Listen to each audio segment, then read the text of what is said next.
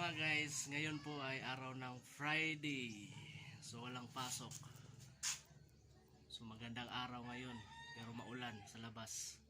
So ngayon, gagawin ko po ay magluluto ako ng isang sinigang na ribs. Sana ay magustuhan nyo. Alright.